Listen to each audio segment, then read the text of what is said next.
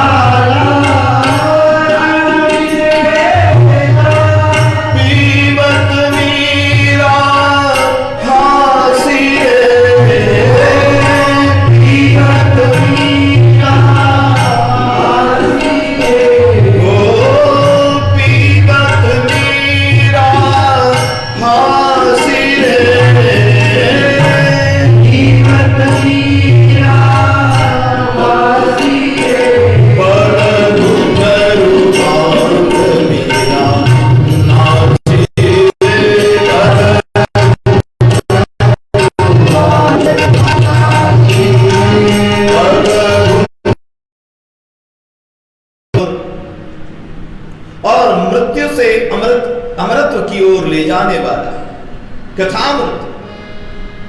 तमसो मां ज्योतिर्गमय मृत्युर्मा अमृतम गमय।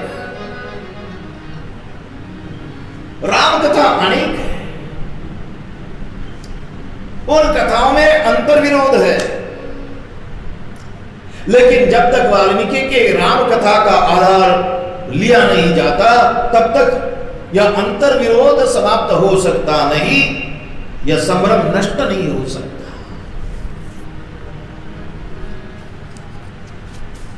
जैसे राम कथा में एक प्रकरण आया गौतम नारी अहिल्या का। अहिल्या शिलामणि गौतम के शाप से, और जैसे ही राम जी का शुभागमन हुआ, चरण धूलि का स्पर्श जैसे ही अहिल्या को हुआ, वो शिलामुक्त नारी बन गई। अब इस कथा को सुनने के बाद आजकल का कलियुगी बालक तुरंत अपने पिताजी को पूछेगा, हाउ इज पॉसिबल, ये कैसे पॉसिबल है? तो इस कथा का, इस प्रसंग का समर्थन कैसे करोगे?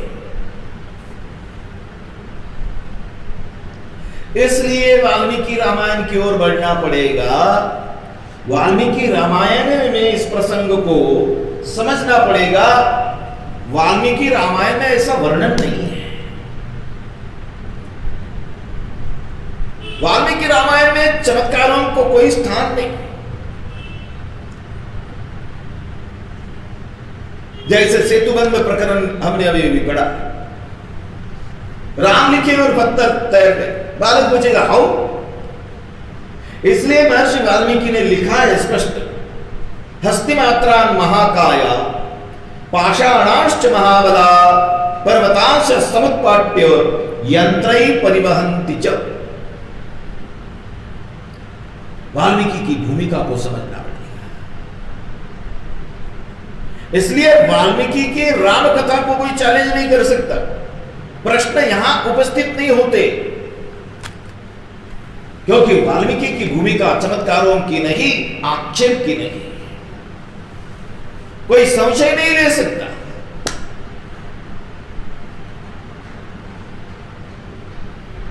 गोस्वामी तुलसीदास जी के राम भगवान है और वाल्मीकि के राम नरोत्तम है, पुरुषोत्तम है। भगवान से भक्ति, भाव वृद्धि, वैराग्य प्राप्ति, यह प्राप्त हो सकता है।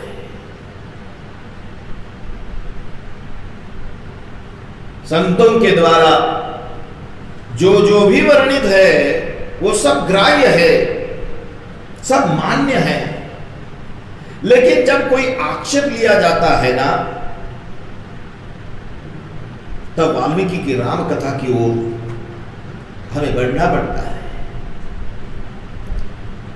वाल्मीकि की राम कथा ही प्रमाण है। महर्षि वाल्मीकि की राम कथा मानवीय है और पराक्रमी पुरुष की कथा है। इस बात को समझना पड़ेगा। बड़ा अद्भुत चरित्र है महर्षि वाल्मीकि का। मूलतः महर्षि वाल्मीकि प्रचेता के पुत्र है। बड़े उत्तम कुल में उनका जन्म हुआ, लेकिन कुसंगति के कारण बिगड़े। इतना समुन्नत जीवन कुसंगति से कैसे नष्ट भ्रष्ट हो जाता है। इतने बिगड़े, इतने बिगड़े, इतने बिगड़ गए कि चोरी करने की, डकैती करने की आदत लग गई। और उस आदत के कारण उनका नाम हुआ रत्नाकर दस्यु। दस्यु का मतलब होता है डाकू, लूटपाट करना। छिप कर बैठ जाना और कोई राहगीर आया उस पर हमला बोल देना, उसकी संपत्ति को छीन लेना और जीवन यापन करना, परिवार के लोगों को खुश करना। आज चांगला टाऊक मिळाला, ऐसे। एक बार जिस जंगल में यह रत्नाकर दस्यु किसी पेड़ के पीछे छिप कर बैठा है, वहां से देवर्षि नारद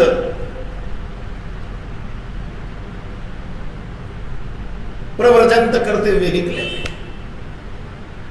चले व्यक्ति तो नारद जी को जैसे ही रत्नाकर ने आते हुए देखा,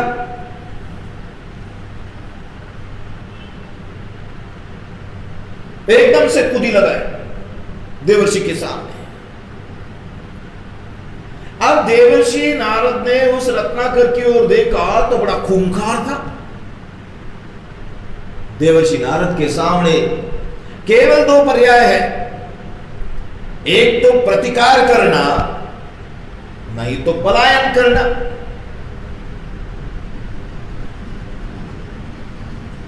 जैसे ही रत्नाकर ने पूछा तुम कौन हो और तुम्हारे झोली में क्या है वो दे दो, भगवान के भक्त को भय नहीं। मुस्कुराते हुए देवर्षि नारद ने रत्नाकर की ओर देखते हुए अपना परिचय दिया, मैं हरि का दास हूं।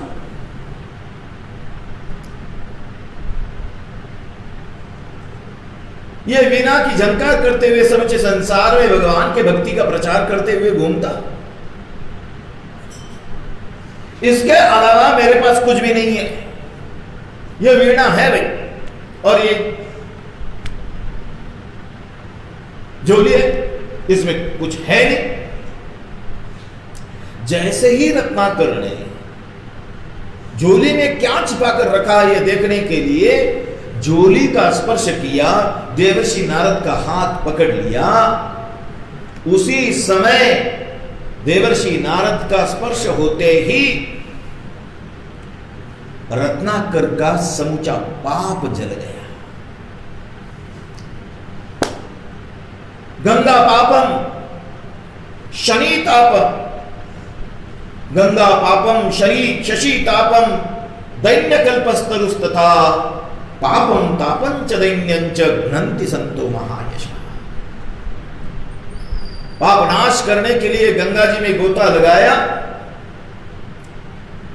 गंगा जी पाप नाश कर सकती है, चंद्र शीतलता प्रदान कर सकता है, ताप का नाश कर सकता है, कल्पतरु दरिद्रता का नाश कर सकता है।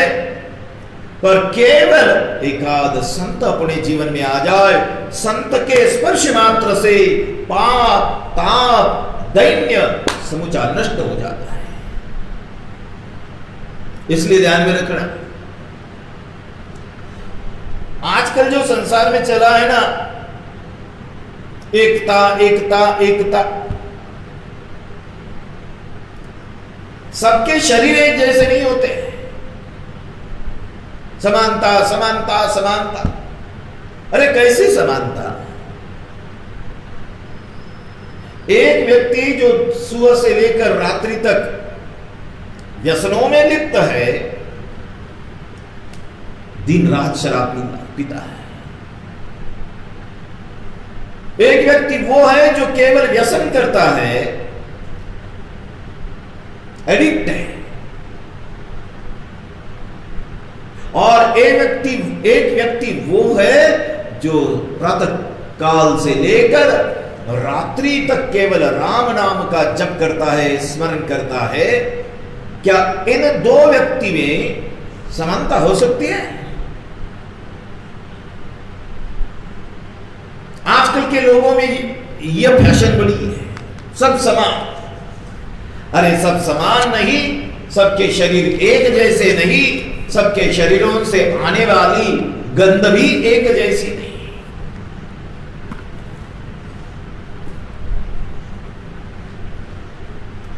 तब करने वाले महात्मा का शरीर और सामान्य व्यक्ति का शरीर एक जैसा नहीं, ऋषि का शरीर और सामान्य व्यक्ति का शरीर एक जैसा नहीं। इसलिए सब समान हो सकते नहीं। ज्ञानेश्वर महाराज कहते हैं, योगाभ्यास करता करता देह होती सोनियाचे, परि लघुत्व है वायुचे।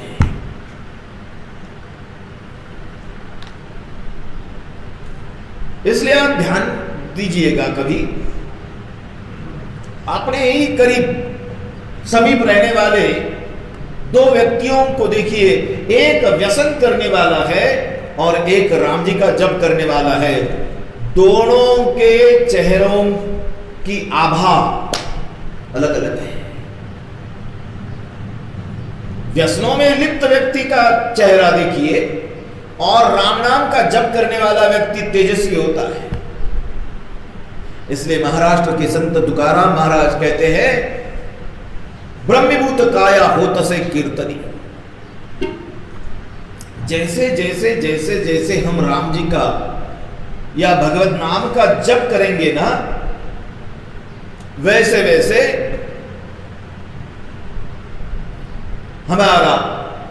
हमारे शरीर का तेज बदलेगा।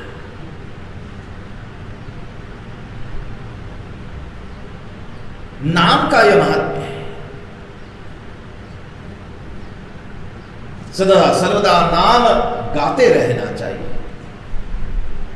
राम राम सीता राम राम राम सीता राम राम सीता राम राम सीता राम राम राम सीता राम राम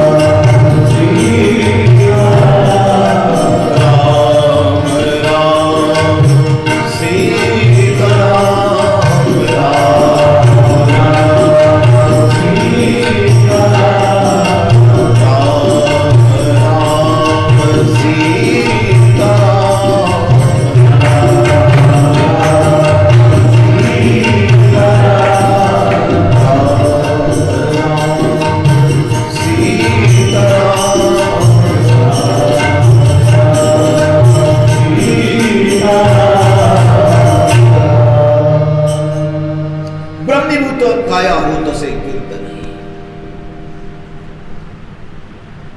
देवर्षि नारद निर्भय। देवर्षि नारद का स्पर्श हुआ और रत्नाकर के जीवन में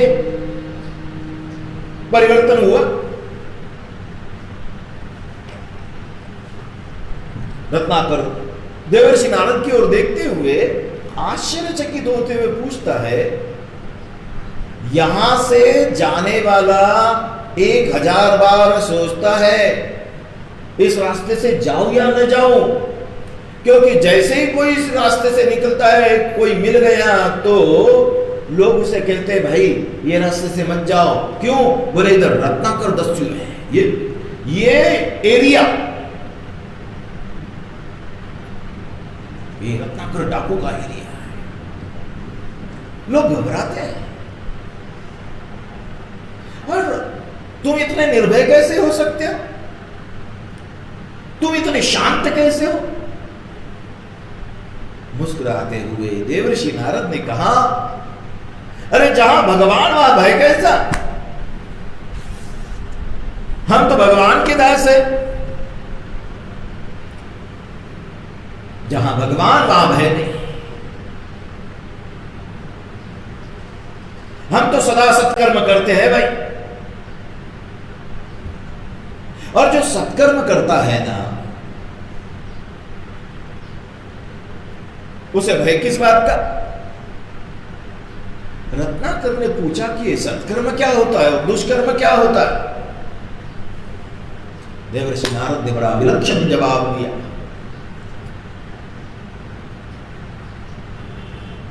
सरल भाषा में समझाए और सरल भाषा में ही समझाना चाहिए। अधिकार तैसा करूपदेश।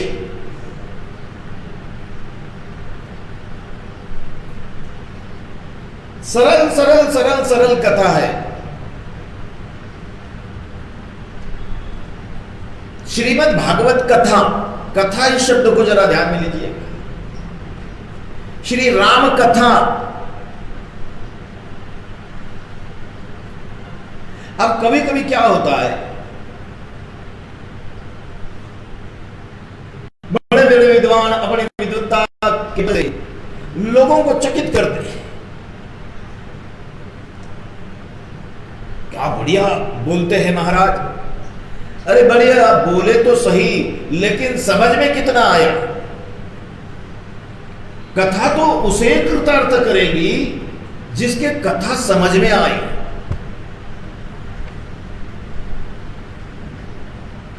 इसलिए सरल भाषा में समझाया।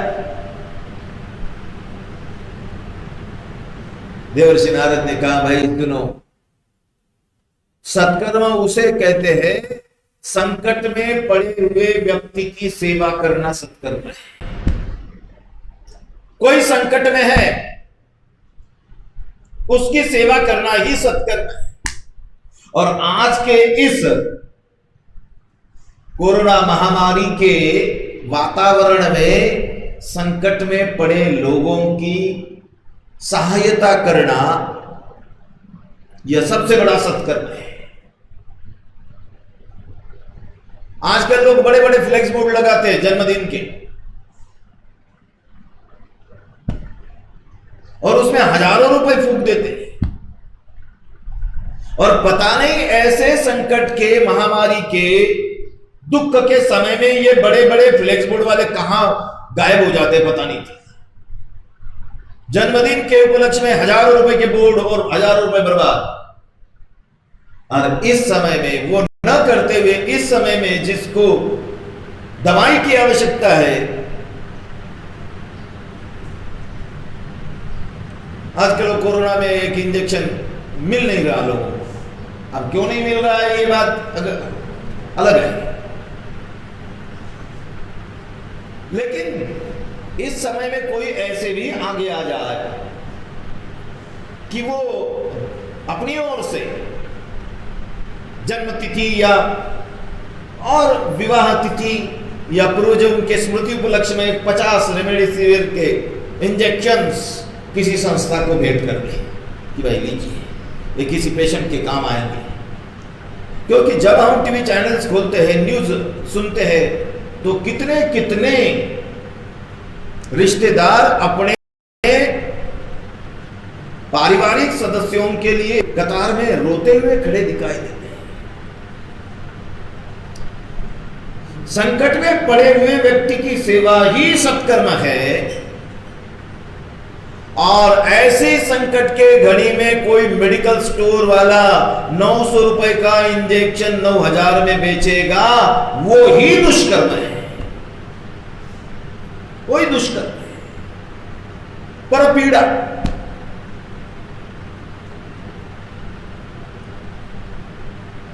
संकट में पड़े की सेवा सत्कर्म और परपीड़ा दुष्कर्म।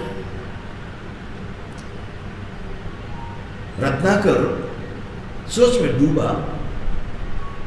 वो ये सोच रहा था कि मैंने अपने जीवन में सत्कर्म किया क्या? क्या क्या सत्कर्म किए मैंने? अपने जीवन का ऑडिट करने लगा। व्यापार का ऑडिट करते हैं ना व्यापारी लोग, 31 मार्च के पश्चात वर्ष का ऑडिट होता है। उसी प्रकार रत्नाकर अपने जीवन का ऑडिट करने लगा और फिर उसके ध्यान में आया, अरे मैंने तो दुष्कर्म ही दुष्कर्म किए। और बिल्कुल रत्नाकर ने इससे आगे यही पूछा देवर्षि नारद से कि महाराज, दुष्कर्म करने वाले को क्या दंड मिलता है? भगवान उसे किस प्रकार का दंड देते हैं? नारद जी ने कहा कि जो दुष्कर्म करता है उसको भगवान नरक में डालते हैं। अब उसे पता नहीं था नरक वरक क्या होता है, क्योंकि पापियों को नरक का भय नहीं होता है। वो सुनकर रखते हैं, हाँ नरक ऐसा होता है, ये होता है, कुंभ विभाग, लाला भक्ष, वैतरणी, इस नरकों के नाम लोग तो सुनते तो है, डरते नहीं। जैसे इसने सुना नरक में जाना पड़ता है दुष्कर्म करने वाले को, रत्नाकर ने देवर्षि नारद से कहा, लेकिन महाराज मैंने ये सारे दुष्कर्म अपने अकेले के लिए थोड़ी ही किए, मैंने तो अपने परिवार के लोगों का पेट पालने के लिए ये सब किया। आपला तर हा धंधा, ये तो मेरा व्यवसाय,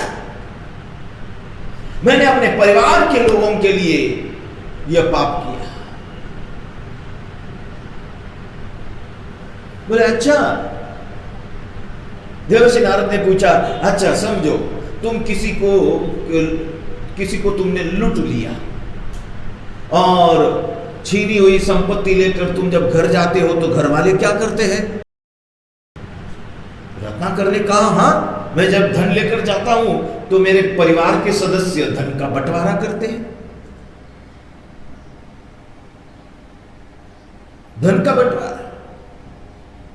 अच्छा, मतलब आज तक तुमने जितना धन कमाया वो सब अपने परिवार में बांटा। अब तुमको इस बात का तो पता हो गया कि तुमने जो किया वो पाप है। बोले हाँ महाराज। बोले आज एक बात करो, आज घर जाओ और घर जाने के बाद लोग तुम्हें पूछेंगे घर वाले कि क्या लाए हो, तो उनके सामने गठड़ी रख देना और उनसे कहना कि आज धन नहीं, आज मैंने पाप बटोर कर लाया है, आज तक जितना पाप मैंने किया वो इस गठड़ी में बांध कर लाया है, बांट लो। देखो कोई पाप बटोरता है कि नहीं। जैसे ही रत्नाकर पहुंचा, घर वाले राह ही देख रहे थे, इंतजार करते हुए बैठे हैं प्रतीक्षा में। रत्नाकर को देखते ही घर वालों ने पूछा, क्या लाए हो गठड़ी में? तो रत्नाकर ने कहा, हाँ गठड़ी में मैंने आज तक किया हुआ पाप बटोर कर लाया हूं, बांट लीजिए। जैसे ही पाप इस शब्द को सुना, घर वालों ने कहा, नहीं नहीं, हम पाप क्यों बांटेंगे भाई, पाप लेकर के हमें नरक में थोड़ी ही जाना है। अपने आंखों पर बंधी हुई जो पट्टी थी आज वो उतर गई। रत्नाकर के ध्यान में आया, अरे जिन लोगों के लिए मैंने इतना पाप किया वे धन का तो बंटवारा करने में राजी है, लेकिन जिन लोगों के लिए मैंने पाप किया पाप का कोई बंटवारा नहीं करता है। रत्नाकर को पछतावा। रत्नाकर ने संकल्प किया कि पाप नहीं करूंगा। अपि चेत सुदुराचारो भजते माम अनन्य भाव साधुरेव समन्तव्या सम्यक व्यवसितो हि सा। भगवान कहते हैं पाप न करने का संकल्प ध्यान में रखना। क्षिप्रम भवति धर्मात्मा शश्वत शांतिम निगच्छति। कौन्तेय प्रतिजानीहि न मे भक्त प्रणश्यति। भगवत गीता में भगवान कहते हैं अर्जुन कितना भी दुराचारी क्यों न हो, एक बार भजन में लग जाए ना मैं उसका उद्धार करता हूं। अहम ताम सर्व पापेभ्यो मोक्षयिष्यामि मा शुचा।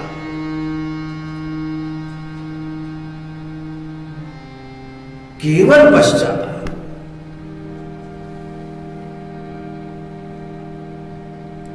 देवर्षि नारद के पास दौड़ा हुआ रत्नाकर आया, गुरुदेव गुरुदेव गुरुदेव मैंने बहुत पाप किया, मैंने बहुत पाप किया।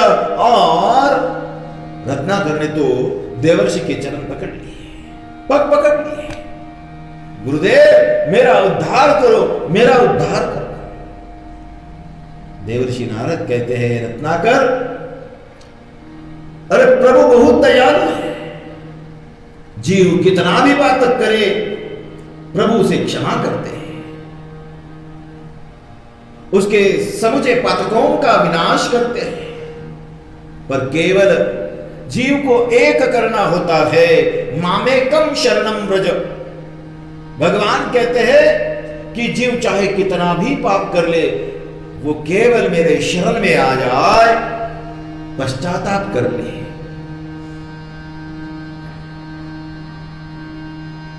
और केवल प्रभु से कह दे हमारे प्रभु अवगुण चित्त ना धरो, हमारे प्रभु अवगुण चित्त ना धरो, हमारे प्रभु अवगुण चित्त ना धरो, हमारे प्रभु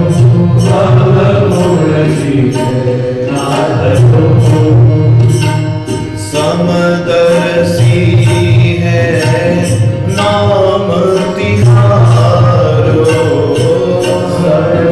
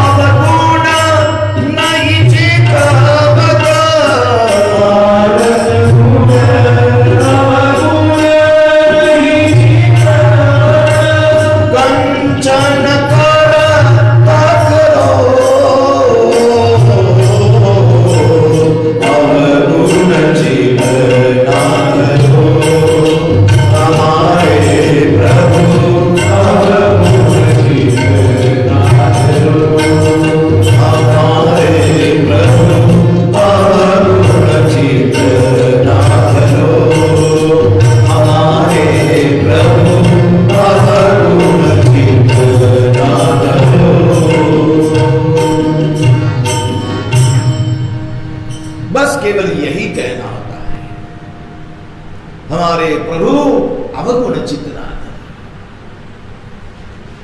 प्रभु बहुत दयालु है।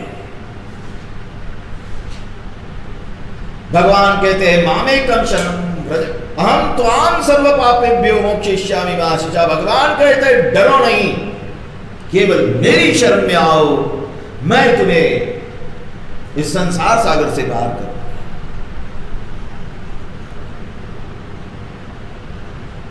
ध्यान में रखना, पश्चाताप सबसे बड़ा तीर्थ है। अन्य तीर्थों में स्नान करने से पुण्य मिलेगा, लेकिन क्या हृदय परिवर्तन संभव है? गंगा जी में नहाए, जाकर गोता लगाए। अब गंगा जी में नहाने जाने वाले सब जो लोग होते हैं वो क्या एक ही विचार के होते हैं? गंगा जी के घाट पर कुछ लोग ऐसे भी होते हैं, अच्छे जूते देख ले उठा कर ले गए, कोई किसी की बैग उठा कर लेके चला गया। अरे गंगा के किनारे रहने वाले रोज गंगा में गोता लगाते हैं, लेकिन क्या हृदय परिवर्तन हुआ? पुण्य जरूर मिलेगा, लेकिन पश्चाताप ऐसा तीर्थ है जिसमें हृदय परिवर्तन संभव है।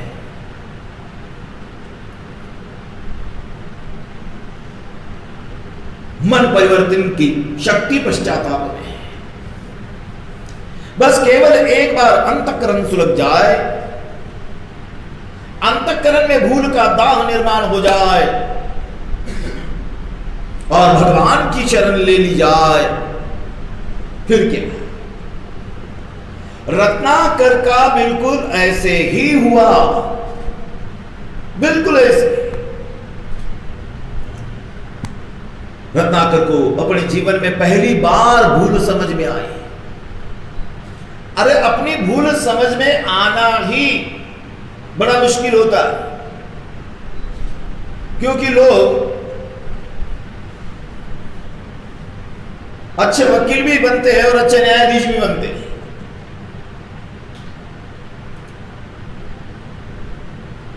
दूसरों के दोष समझ में आ जाते हैं, लेकिन मुझ में क्या दोष है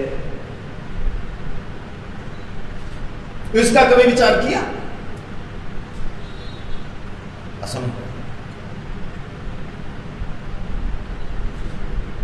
मुझ में क्या दोष है?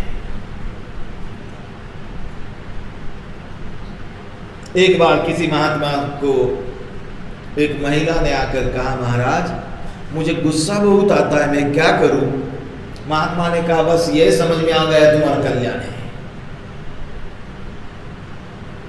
मुझे गुस्सा बहुत आता है, ये समझ में आ जाए। लोगों को यही समझ में नहीं आता है। इसलिए तो भगवान ने भगवद गीता में कहा, क्रोधात् भवति सम्मोहा, सम्मोहा स्मृति विभ्रमा, स्मृति भ्रंशात् बुद्धिनाशो, बुद्धिनाशात् विनश्यति। क्रोधात् भवति सम्मोहा, क्रोध सारे समस्याओं की जड़ है। क्रोध नरक का द्वार। अब मुझे क्रोध आया, यह बात समझ में आना ही कल्याण का मार्ग है। रत्नाकर को बिल्कुल अपने जीवन में पहली बार मेरी कहीं तो भी गलती हो गई, इस बात का पछतावा। पर इस दुष्ट चक्र से कैसे बाहर निकले? देवर्षि नारद के दर्शन से आज रत्नाकर का भाग्योदय हुआ है। ध्यान में रखना, जीवन में किसी महापुरुष की प्राप्ति होना यह बहुत दुर्लभ बात है। इसलिए देवर्षि नारद ने भक्ति सूत्र में लिखा, सत्संग तो दुर्लभ।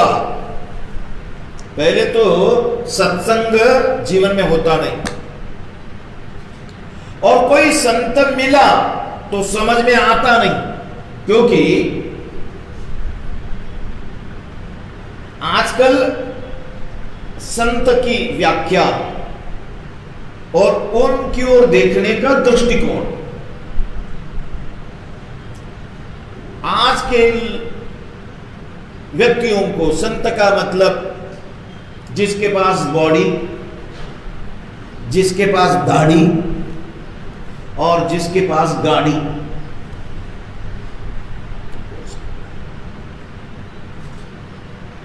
लेकिन श्रीमद् भागवत में संत के जो लक्षण बताए, तितिक्षव कारुण का सुहृद सर्वदेहिनाम अजात शत्रव शांता साधव साधु भूषणा। मैं कितने बड़े महापुरुष के सन्निधि में हूं, यह समझने के लिए भगवान की कृपा ही आवश्यक होती है। इसलिए देवर्षि नारद कहते हैं सत्संग तु दुर्लभ। सत्संग, कोई किसी सत्संग में जाना अति दुर्लभ है। सत्संग की प्राप्ति, कथा सुनना बहुत दुर्लभ है।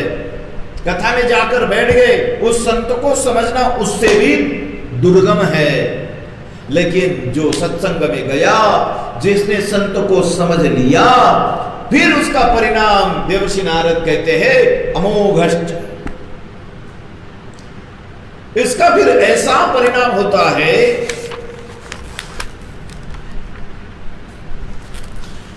जीवन का कल्याण हो जाता है। रत्नाकर ने देवर्षि नारद के पग पकड़ते हुए कहा, गुरुदेव मुझे इस दुष्ट चक्र से बाहर निकाल, मैं क्या कर रहा हूं, मैं क्या करूं, मुझे आप समझाइए, मेरा मार्गदर्शन कीजिए कि मुझे क्या साधन करना चाहिए।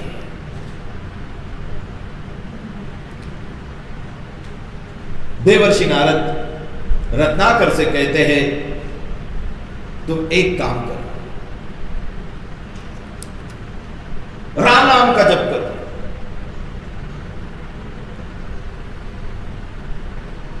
राम नाम का जप करने के लिए जैसे देवर्षि ने कहा, अब इस रत्नाकर को राम नाम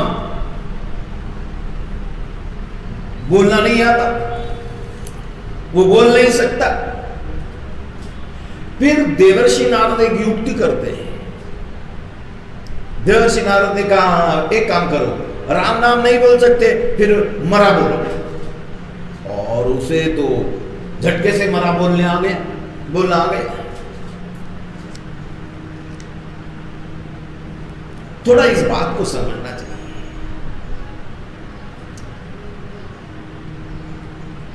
राम और मरा ये समान अक्षर है। राम बोलना नहीं आया और मरा बोल दिया। इस बात को थोड़ा समझना चाहिए। जीवन के रहस्य को थोड़ा जानिएगा। राम जी का नाम अपने जिह्वा पर आने के लिए बहुत पुण्य की आवश्यकता होती है। बिना पुण्य के, बिना सत्कर्म के ना तो हम कथा सुन सकते हैं। भागवत जी में एक सुंदर बात आई है, जन्मांतरे भवेत् पुण्यम तदा भागवतम लभेत्। भागवत जी की कथा वो ही व्यक्ति सुन सकता है जिसके जन्म जन्मांतर के पुण्य का उदय हुआ, जिसने अपने जीवन में पुण्य किया, वो ही कथा सुनता है। अब कभी कभी घर वाले आग्रह करते हैं, घर पर बैठकर क्या करेंगे, आओ ना कथा में जाकर बैठो, तो कथा में तो आकर बैठते हैं, लेकिन बैठे बैठे समाधि लग जाती है। कथा में आना एक बात है और कथा में मन लगना दूसरी बात है। भगवान की कृपा और पुण्य हो तो हम कथा में जाएंगे, नहीं तो फिर कहीं नाटक देखने जाएंगे, मूवी देखने जाएंगे। पुण्य हो तो कुंभ मेला पहुंचेंगे, पुण्य हो तो किसी मंदिर में दर्शन करने जाएंगे।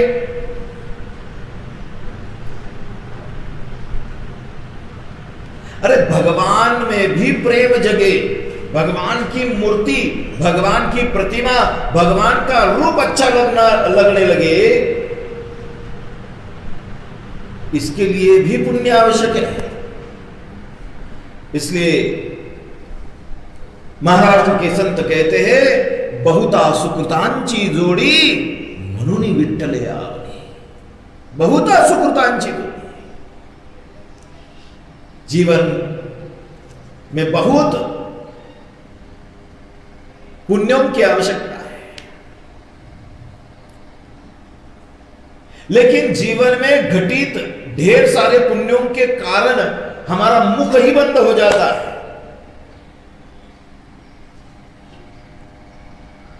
पैसा बहुत है, लेकिन जीवन में कभी दान करने का मन ही नहीं हुआ। अभी अभी कितने वर्षों का संघर्ष करते हुए राम जन्मभूमि पर राम मंदिर के निर्माण का कार्य आरंभ हुआ, और भगवान के इस मंदिर निर्माण कार्य में अपनी अपनी सेवा का समर्पण कीजिएगा, ऐसा आवाहन किया गया। तो समूचे देश में कुछ ही दिनों में करीबन 2000 करोड़ रुपए से भी अधिक दान राशि इकट्ठी हुई। लेकिन कहीं कहीं स्थानों में ऐसा भी अनुभव आया कि करोड़ों रुपयों की माया जमाने वाला व्यक्ति, उसके पास 10 बार जाने के बाद भी उसने राम जी के मंदिर के लिए 1 रुपया दान नहीं किया। कंजूसी। क्षमता 10 लाख देने की है, लेकिन 10 रुपया तक नहीं दिया। और क्षमता 10 रुपए देने की भी नहीं, लेकिन कुछ कुछ माताओं ने क्षमता न होते हुए भी 100 रुपयों का दान किया, इकट्ठा करते हुए रखा कि कभी तो भी राम जी का मंदिर बनेगा और उसके लिए मेरी सेवा समर्पित होगी। बहुता सुकृतांची जोड़ी। दान करने के लिए भी पुण्य लगता है, करवाते हैं और उस शिष्य को उस दुष्ट चक्र से बाहर निकालते हैं। इसलिए नारद जी ने विचार किया कि भाई इसके जीवन में पाप बहुत अधिक होने के कारण यह राम जी का नाम नहीं ले सकता है। इसलिए नारद जी ने रत्नाकर को युक्ति करते हुए कहा कि राम नाम नहीं बोल सकते हो ना, मरेति जप सर्वदा, राम मत बोलो, मरा बोलो। और झटके से बोलना आया उसे। नारद जी ने मस्तक पर हाथ रखा और नारद जी ने कहा, बस अब तुम मरा मरा मरा मरा मरा करते रहो। और देवर्षि वहां से चल दिए।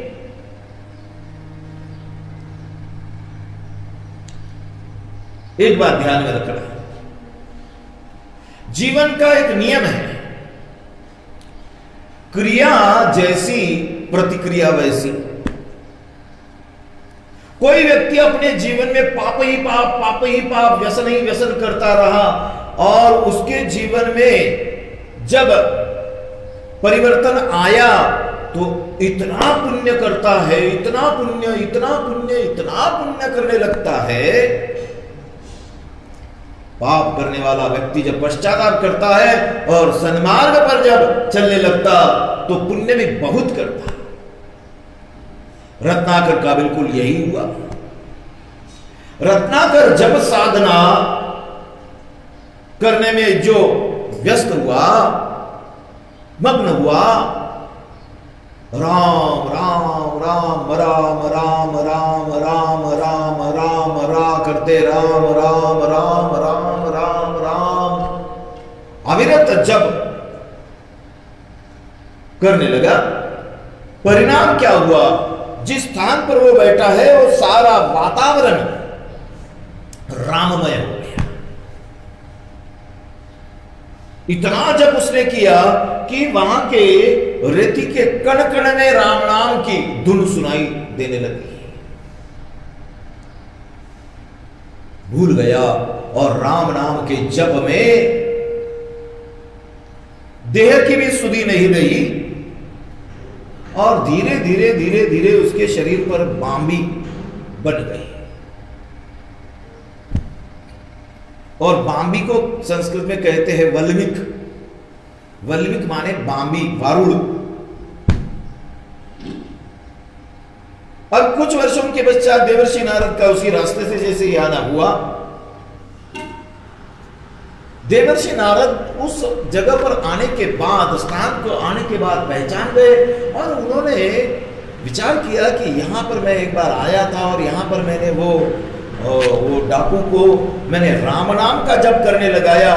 भाई इधर उधर वो जब जैसे ही भ्रमण करते हुए देखते हैं, पेड़ों से राम नाम की धुनी सुनाई देती है, कण कण से राम नाम की धुनी सुनाई देती है।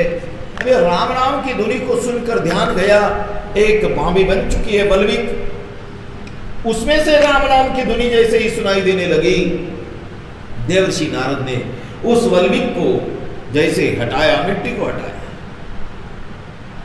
भीतर वो ही रत्नाकर बैठा हुआ है, समाधिस्थ देवर्षि नारद योगी है।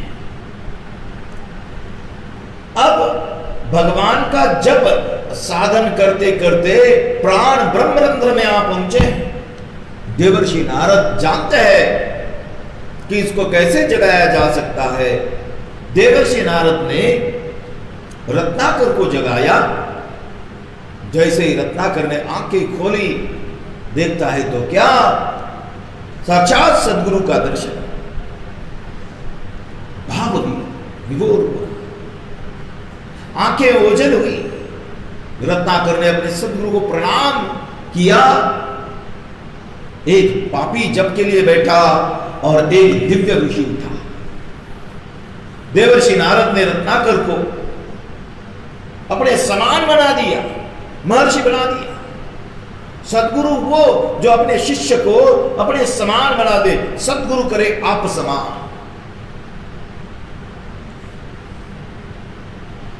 भगवान की भक्ति मनुष्य के जीवन में क्रांति करती है। इसी जीवन, इसी देह में और इसी जीवन में यह परिवर्तन ही पुनर्जन्म है। और इसलिए मराठी में कहावत हो गई, वाल्याचा वाल्मीकि। पहले डाकू था, ऐसा साधन किया, अब एक महान सपुरुष के रूप में वाल्मीकि प्रकट हुए। अब महर्षि वाल्मीकि के आश्रम में अनेक शिष्य ईश्वर अनुसंधान करते हैं। एक बार पुनश्च देवर्षि नारद का महर्षि वाल्मीकि के आश्रम में शुभागमन हुआ।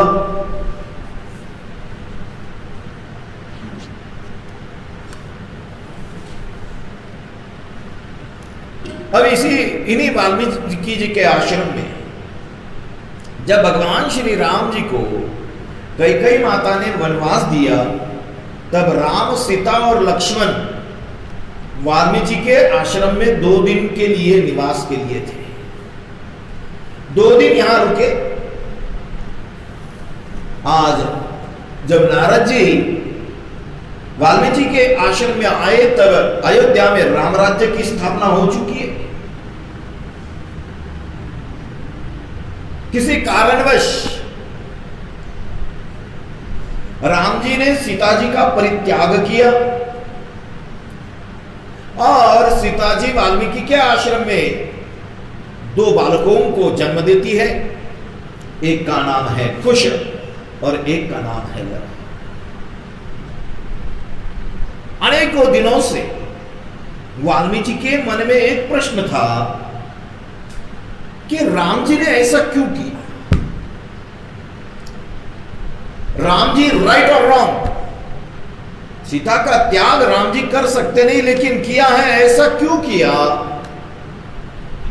वैसे तो वाल्मीकि जी जानते हैं कि राम जी कभी गलत कर सकते नहीं, फिर भी इस विषय में मेरे सदगुरु का जवाब मैं पाना चाहता हूं। मेरे सदगुरु का इस विषय में मत क्या है। महर्षि वाल्मीकि जानते हैं भगवान का अवतार लोक शिक्षण के लिए हुआ है, और प्रभु का निर्णय सही है, लेकिन फिर भी वाल्मीकि जी ने देवर्षि नारद को प्रणाम करते हुए प्रश्न किया, तपस्वाध्याय निरतम तपस्वी वाग्विदाम्बरम,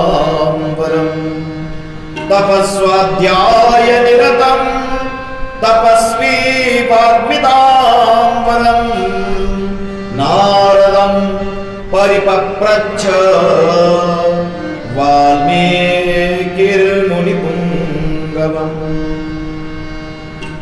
वाल्मीकि ने प्रश्न पूछा, कोण्वस्मिन् साम्प्रतं लोके गुणवान् कश्च वीर्यवान्, धर्मज्ञश्च कृतज्ञश्च सत्यवाक्यो दृढव्रता, चारित्रेण च को युक्ता सर्वभूतेषु को हिता, विद्वान् कमर्थश्च कश्चैक प्रियदर्शनः। वाल्मीकि जी ने देवर्षि नारद से जानना चाहा, इस संसार में आदर्श पुरुष कौन है। अज्ञान के कारण अनेकों लोग आज भी कहते हैं कि वाल्मीकि जी ने पहले रामायण लिख दी और फिर जैसा लिखा वैसे राम जी ने किया। जैसे आजकल के मूवीज में होता है ना, एज ए मॉडर्न मूवीज, पहले स्टोरी लिखी जाती है और फिर एक्टर एक्टिंग करता है। लोग आज के मूवी के समान ही राम कथा की ओर देखते हैं। वाल्मीकि जी ने लिख दिया और फिर राम जी ने वैसे किया। लेकिन यहां पर वाल्मीकि जी ने जो प्रश्न किया है, कोण्वस्मिन् सांप्रतम लोके, सांप्रत का अर्थ है जो गुणी है उसका पूजन होता है, जो सद्गुणी है उसकी समाज में वैल्यू है। इसलिए समाज में खोज होती है, सद्गुणों की खोज होती है। और जिसके पास सद्गुण होता है ना, संसार को उसके पास आना भी पड़ता है। लोग खोजते हुए पहुंचते हैं। ध्यान में रखना, राम जी का जीवन सद्गुणों का भंडार है।